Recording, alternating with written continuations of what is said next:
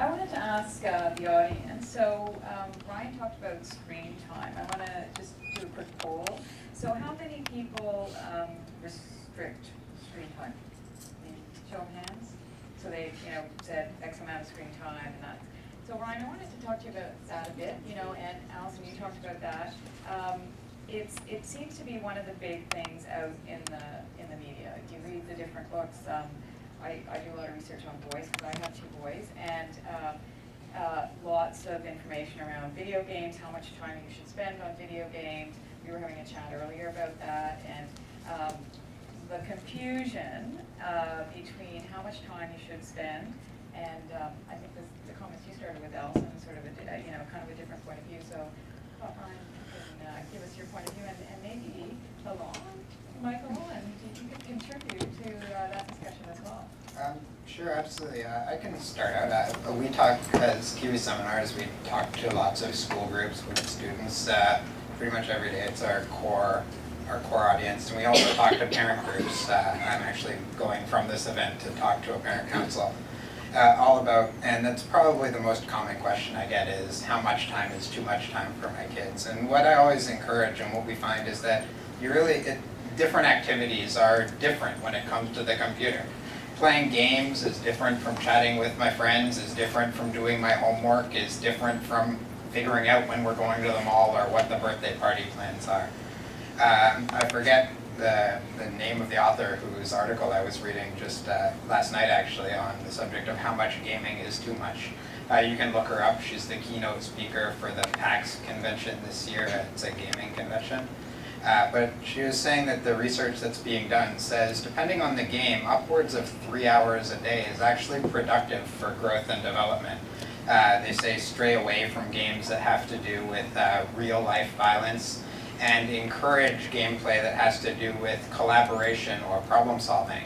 But the games that have to do with working together with other people in a social environment to solve problems or challenges or defeat another team or defeat an objective can actually help grow communication, teamwork, creativity, and better communication skills.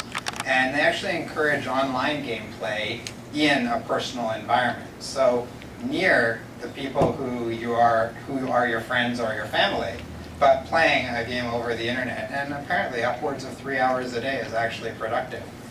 So how about your guys' opinion on the subject of how much online time is too much? Personally, I think that if parents decide to limit screen time, like as a youth growing up, my first instinct is to rebel against what they say.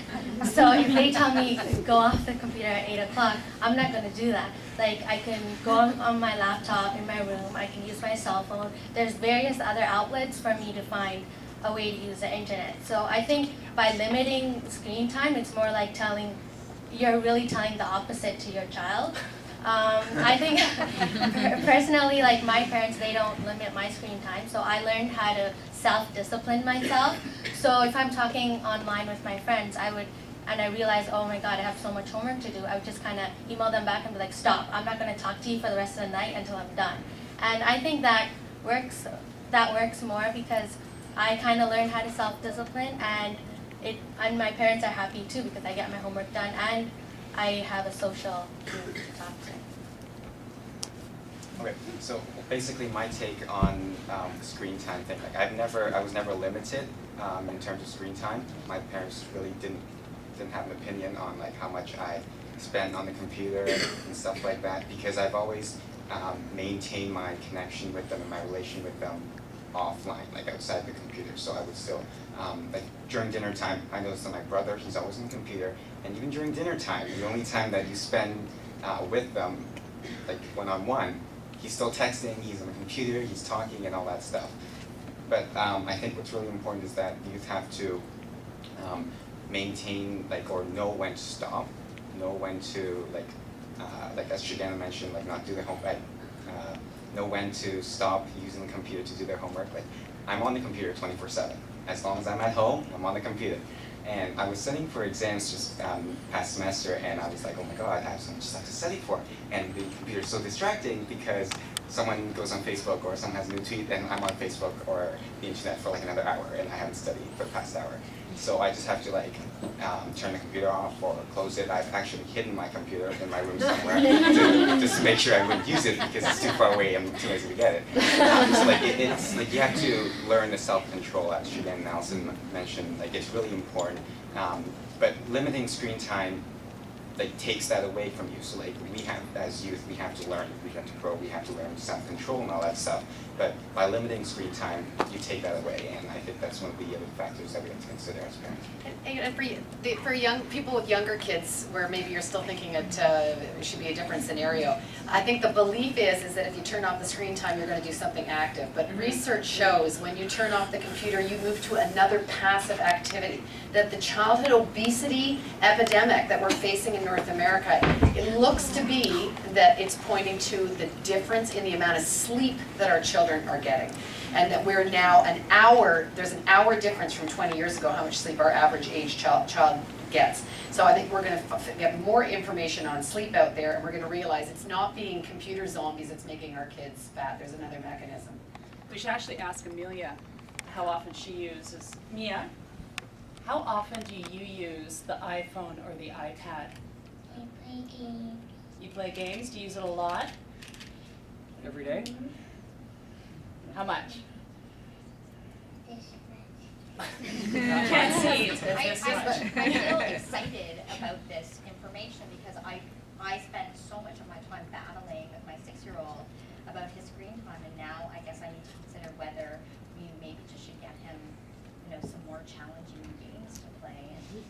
Or play with him. Play with him. Yeah, I mean, we really, play spend these a lot of card time games with fighting people in about it. Italy, and I'm like, I don't know, Yeah. I've actually written about this a few times because we have a 2.5-year-old who loves the iPhone and the iPad a little bit too much, and have talked about it quite a bit. But I actually think there are a lot of ways, and Amelia has a laptop, but there are a lot of really engaging games, and I think it's this idea that if they weren't in front of the screen, that they'd be out, building a tree fort on their own is kind of false. Like they could be watching TV or doing something more passive. I mean, there are storybooks for iPads, there are interactive games, there's stuff that Kyle and Amelia do together on her computer. It's not necessarily a passive activity that's turning them into zombies. And now that there are tools like the Kinect, which is a fairly physical way to play, I mean, that really is less of the couch potato factor is less of an issue. She's done I Rock mean, Band. maybe it'll be parents starting to say, could you please stop watching Dora and go play a game? Like, go do something, go play a video game. I think Instead of watching too much.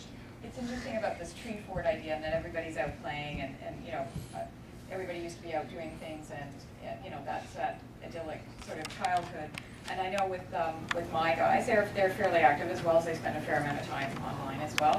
And one of my guys actually said, we have a fort in the backyard, blah, blah, blah. I want to have a zip line. I want to make a zip line. I want Dad out, And so we said, okay, you have to create the plan. This was when he was 7. You have to create the plan. Where did he go? We went online. How do you make a zip line? And wrote out the plan. And we have a zip line, and I blogged about it. And, it was, so he's gone online. It's an online-offline relationship. And he's got this information now and empowered to help build this zip line. And so it's, a combination, at least in our house, of online and offline, and it's worked, really well.